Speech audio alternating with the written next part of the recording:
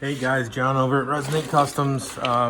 Wanted to give you part two of the Rodriguez 1940 Ford build. A lot of you might know Teddy Rodriguez and Jesse Rodriguez. It's their car. It's interesting is I remember seeing this car when I was a kid in their garage. Thought it was the coolest thing, and here I am many years later actually restoring it, rebuilding it. So I've had a lot of people ask, how do you know how to wire? How do you know how to work on cars? Those types of things.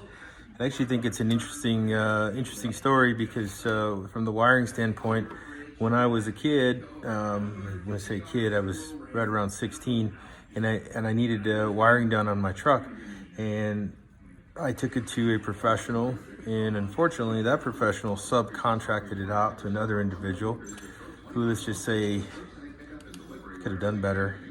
And as a result, my truck caught on fire.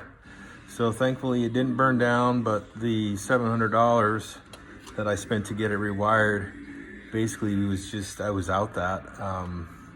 And so I was so upset and bummed that I decided, you know what, I need to learn how to do some of this stuff. So with the help of my dad and family, and I wanted to try to do things, whether it was painting, building engines, mechanical, electrical, I just learned from my mistakes. And so anytime I do anything now that comes in and out of my shop, I literally make it so that I look at it like it's coming out on my vehicle.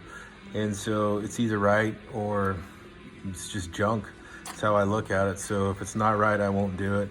And I've had people ask me if I could just cut corners and get things done, and the answer is no, I just won't work on the car. So that being said, I just wanted to show you part two of what I'm doing to this car. It's pretty tedious, but what we have here is that we have one main system, which is a chassis system, and I can show you that in a diagram. So essentially I'm taking this guy, complete wiring harness, right, and terminating each end, and then what I've done is I'm adding a controller for this is a controller for the Dakota digital analog system. So it's the dashboard. It gives you your speed, your temperatures, your oil pressure, all that stuff. So I've essentially taken one big system. I'm adding another system to that, pigtailing off of that, and then the third system is going to be the computer controller. So this car is actually equipped with the G8 Pontiac LS motor with a 6-speed automatic transmission.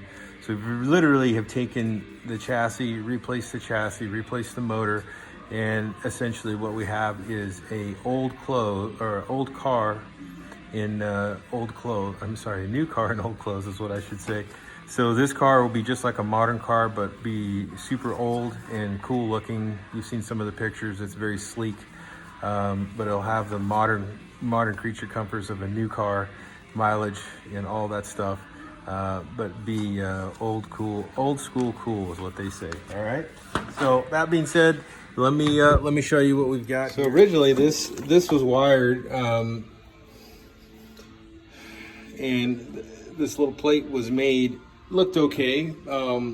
These gauges were put in to kind of give the driver the ability to look at water temperature, oil pressure, and volts, because I'm sure the original gauge didn't work. So now we're doing this Dakota digital analog. So you'll see there is some digital areas, but it appears like an old style gauge, but everything's controlled by a computer board in the back. When we start looking at this is the stuff that I have nightmares about, because while it appears okay, you start looking at a lot of things like these butt connectors. Everything I do is either soldered or terminated correctly with the right end, but you start looking real close and you'll see there's a butt connector, second butt connector, third butt connector, and then you start seeing like all these ends, all these power wires. So these are all going into power wires. There's 1, 2, 3, 4, 5. And then you start looking at even color codes. So I never run a black to a power on a car, just because you can get confused, create a problem, create a fire. So if you don't have the right wire, I just don't even do it. I just wait till I order it. In fact, I'll show you a piece where I'm wiring a fuel pump. But those are some of the things I look at. And then you just start looking at the whole thing is just like a nightmare. It's like a wiring hazard waiting to happen. You'll notice here, this yellow wire, this is actually like oil resistant type wire. A lot of times this is used in home repair, kind of like a Romex. So if you see when I squeeze this, you see how that cracks?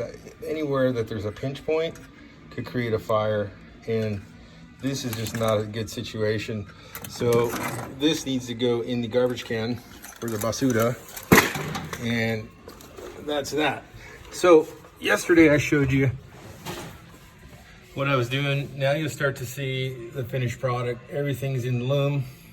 There are a couple wires exposed there. I did that intentionally because the clients want to put a radio and we can find that wire easily. So what I did is I just looped it so it's easily visible, and then everything else is in wire loom coming in the fuse box.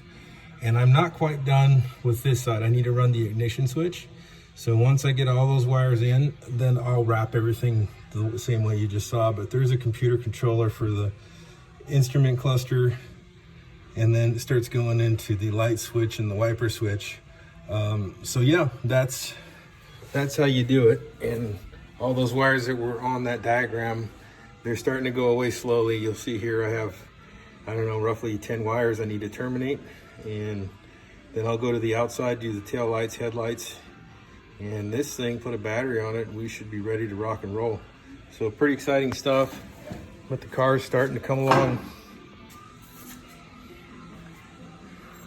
There's a G8 Pontiac motor, and there's some more wires that we need to get done. But it is getting there. So I wanted to share.